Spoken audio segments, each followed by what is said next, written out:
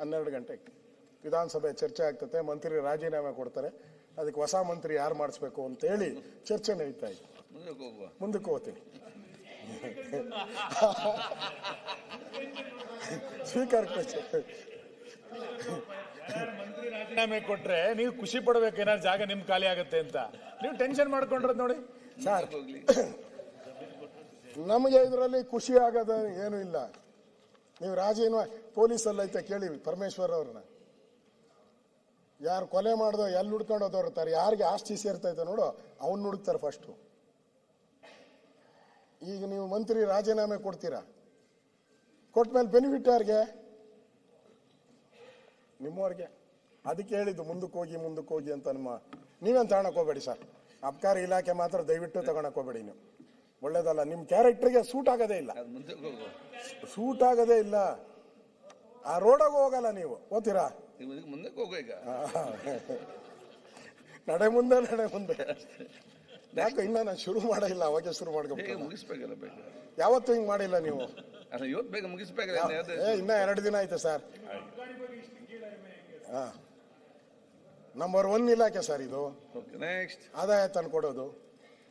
ಬೇಕಾದ್ರೆ ಇನ್ನೊಂದು ದಿನ ಎಕ್ಸ್ಟೆಂಡ್ ಮಾಡೋಣ ಅಸೆಂಬ್ಲಿನ, ಪರವಾಗಿಲ್ಲ. ಅಧ್ಯಕ್ಷರೇ, 12 ಗಂಟೆಗೆ ವಿಧಾನಸಭೆ ಚರ್ಚೆ ಆಗ್ತದೆ. ಮಂತ್ರಿ ರಾಜೀನಾಮೆ ಕೊಡ್ತಾರೆ.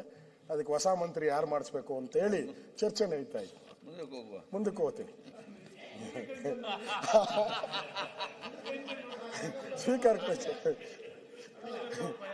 ಮಂತ್ರಿ ರಾಜೀನಾಮೆ ಕೊಟ್ರೆ ನೀವು ಖುಷಿ ಪಡ್ಬೇಕು, ಏನಾದ್ರು ಜಾಗ ನಿಮ್ ಖಾಲಿ ಆಗತ್ತೆ ಅಂತ. ನೀವು ಟೆನ್ಷನ್ ಮಾಡ್ಕೊಂಡ್ರದ್ ನೋಡಿ ಸರ್. ನಮಗೆ ಇದರಲ್ಲಿ ಖುಷಿ ಆಗದ ಏನು ಇಲ್ಲ. ನೀವು ರಾಜೀನಾಮೆ ಪೊಲೀಸಲ್ಲಿ ಐತೆ ಕೇಳಿ ಪರಮೇಶ್ವರ್ ಅವ್ರನ್ನ.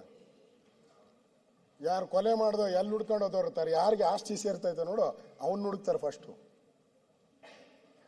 ಈಗ ನೀವು ಮಂತ್ರಿ ರಾಜೀನಾಮೆ ಕೊಡ್ತೀರಾ, ಕೊಟ್ಮೇಲೆ ಬೆನಿಫಿಟ್ ಯಾರಿಗೆ? ನಿಮ್ಮವ್ರಿಗೆ. ಅದಕ್ಕೆ ಹೇಳಿದ್ದು ಮುಂದಕ್ಕೆ ಹೋಗಿ ಅಂತ. ನೀವೇನು ತಗೊಳಕ್ ಹೋಗ್ಬೇಡಿ ಸರ್. ಅಬಕಾರಿ ಇಲಾಖೆ ಮಾತ್ರ ದಯವಿಟ್ಟು ತಗೊಳಕ್ ಹೋಗ್ಬೇಡಿ. ನೀವು ಒಳ್ಳೇದಲ್ಲ. ನಿಮ್ಮ ಕ್ಯಾರೆಕ್ಟರ್ಗೆ ಸೂಟ್ ಆಗೋದೇ ಇಲ್ಲ. ಆ ರೋಡಾಗ ಹೋಗಲ್ಲ ನೀವು. ಓದ್ತೀರಾ? ನಡೆ ಮುಂದೆ ಯಾಕೆ ಇನ್ನ ನಾನು ಶುರು ಮಾಡಿಲ್ಲ, ಅವಾಗೆ ಶುರು ಮಾಡ್ಕೋಬೇಕು. ಯಾವತ್ತೂ ಹಿಂಗ್ ಮಾಡಿಲ್ಲ ನೀವು. ಇನ್ನ 2 ದಿನ ಆಯ್ತು ಸರ್. ನಂಬರ್ 1 ಇಲಾಖೆ ಸರ್ ಇದು. ಆದಾಯ ತಂದ್ಕೊಡೋದು. ಬೇಕಾದ್ರೆ ಇನ್ನೊಂದು ದಿನ ಎಕ್ಸ್ಟೆಂಡ್ ಮಾಡೋಣ ಅಸೆಂಬ್ಲಿನ, ಪರವಾಗಿಲ್ಲ. ಅಧ್ಯಕ್ಷರೇ.